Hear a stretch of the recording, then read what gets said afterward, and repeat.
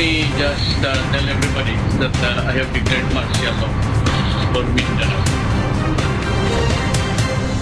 Naghain na ng petisyon sa Korte Suprema ang ilang kongresista upang hilinging bawiin ang deklarasyon ng martial law sa Mindanao. Ito ang balita ni Roderick Mendoza. Ipinawawala ng bisa ng 7 mambabatas sa Korte Suprema ang idineklarang martial law sa Mindanao ni Pangulong Rodrigo Duterte. Sa inihaing petisyon kanina ni na Congressman Ed Selagman, Tomasito Villarin, Gary Alejano, Emmanuel Villones, Teddy Bagilat Jr., Raul Daza at Edgar Erice, iginiit nilang walang basehan ang pagdedeklara ng batas militar. Unang-una, wala umanong himagsikan o pananakop sa Marawi City o alinmang bahagi ng Mindanao. Inamin din nila ng mismong sandatahang lakas na ang armadong labanan sa Marawi ay resulta ng operasyon para hulihin ang Abu Sayyaf leader na si Isnilon Hapilon. Ang layunin nila ng Maute Group sa pakikipaglaban sa pamahalaan ay upang proteksyonan si Hapilon at hindi upang sakupin ang Marawi at ihiwalay sa Pilipinas.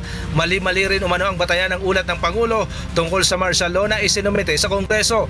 Halimbawa nila dito ay ang ulat na nakubkob ng Maute ang Amay Pakpak Medical Center na itinanggi naman ng mismong hepe ng ospital at tagapagsalita ng PNP.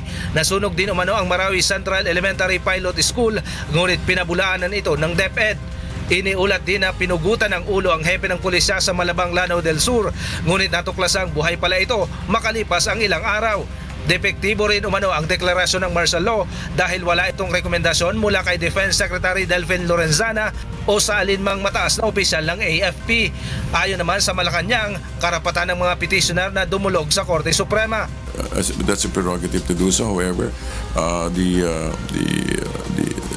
the report has been submitted to Congress already regarding the matter, and so let's see how it unfolds.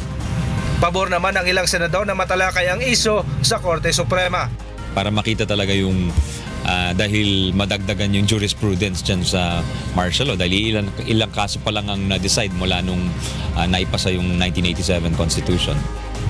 Roderick Mendoza, UNTV News and Rescue, Manila.